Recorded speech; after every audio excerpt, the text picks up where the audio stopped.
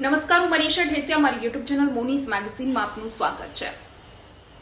Toll સિસ્ટમને વધારે સરળ અને સુવિધાજનક બનાવવા માટે સરકાર એક મોટું પગલું ભરવા જઈ રહી છે।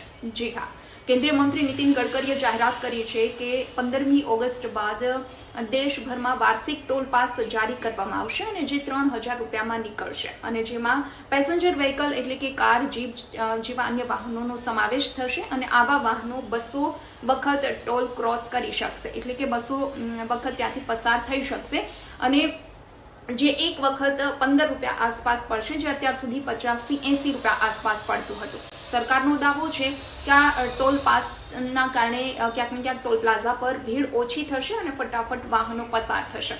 તો આજના વિડીયોમાં આપણે વાત કરીએ કે કેન્દ્ર સરકાર આ પાસ શું કામ લાવી, શું ખરેખર લોકોને તેનાથી ફાયદો થશે અને આ પાસ ક્યાંથી અને કેવી રીતે કઢાવવાનો રહેશે। હવે આપણે સૌથી પહેલા એ સવાલ થાય કે ફાસ્ટેગનો માસિક પ્લાન છે એ તો ઉપલબ્ધ છે જ, તો પછી સરકારને આ વાર્ષિક પ્લાન લાવવાની જરૂર કેમ પડે? માસિક પ્લાનમાં એવું છે કે જેટલી વખત તમે ટોલ પ્લાઝામાંથી પસાર થશો એટલી વખત જે પણ ટોલ થતો હોય તે કપાઈ જાય છે અને આ 3000 રૂપિયાનો જે વાર્ષિક પાસ છે તેમાં તમને 200 વખત ટોલ ક્રોસ કરવા મળશે અને જે લોકોને ફાયદાકારક છે એટલે કે એ ઓછા પૈસામાં ત્યાંથી વાહન પસાર કરી શકશે।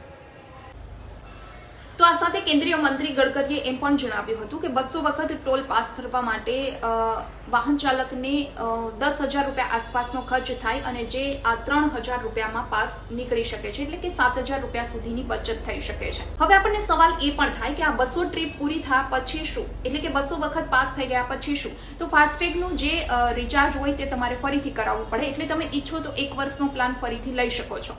જો તમે એવું વિચારી રહ્યા હોય કે આ ટોલ પાસ છે તે દરેક ટોલ પ્લાઝા પર ચાલશે તો તમે ખોટું વિચારી રહ્યા છો। આ ટોલ પાસ છે તે માત્ર નેશનલ હાઈવે પર જ સ્કેન થશે, એટલે કે જો તમે દિલ્હીથી મુંબઈ જઈ રહ્યા હોય, ચેન્નઈથી બેંગલુરુ જઈ રહ્યા હોય તો એવા નેશનલ હાઈવે પર ઓટોમેટિક આ પાસ સ્કેન થઈ જશે, પરંતુ જે સ્ટેટ હાઈવે કે લોકલ ટોલ પ્લાઝા છે તેના પર આ પાસ નહીં ચાલે। સરકાર અને NHAIનો ઈરાદો છે કે ટોલ સિસ્ટમને સરળ અને સારી બનાવવી, જેથી ટોલ પર ગાડીઓની લાઈનો ઓછી થાય, લોકો ડિજિટલ પેમેન્ટનો વધુ ઉપયોગ કરે, ટોલ પર કર્મીઓ અને યાત્રીઓ વચ્ચે ઝઘડા ઓછા થાય અને યાત્રા વધુ સરળ રહે। ઘણીવાર એવું પણ જોવા મળ્યું છે કે 60 કિલોમીટરની ત્રિજ્યામાં આવેલા ટોલ પ્લાઝાથી લોકો પરેશાન થાય છે, કારણ કે જો તેઓ આ ત્રિજ્યામાં આવે છે તો તેને અઠવાડિયામાં ઘણી વખત ત્યાંથી પસાર થવું પડે છે, જેના કારણે તેમને વધુ પૈસા ચૂકવવા પડતા હતા, પરંતુ હવે આ પાસ તેમની સમસ્યાનો ઉકેલ લાવશે। સૌથી જરૂરી વાત એ છે કે તમે આ પાસ કઈ રીતે લઈ શકો છો। પાસ લેવો ખૂબ જ સરળ હશે। National highway authority of India અને ministry of road transport and highway તરફથી જલ્દી રાજમાર્ગ યાત્રા એપ એની વેબસાઇટ પર એક અલગ લિંક ઉપલબ્ધ કરવામાં આવશે અને તમે તેના પર અરજી કરી શકશો। વિડીયો પસંદ આવ્યો હોય તો લાઇક એન્ડ શેર કરવાનું ભૂલશો નહીં અને ખાસ મારી ચેનલ મોનીસ મેગેઝીનને સબસ્ક્રાઇબ કરી લેશો। નેક્સ્ટ વિડીયોમાં જલ્દી મળીએ।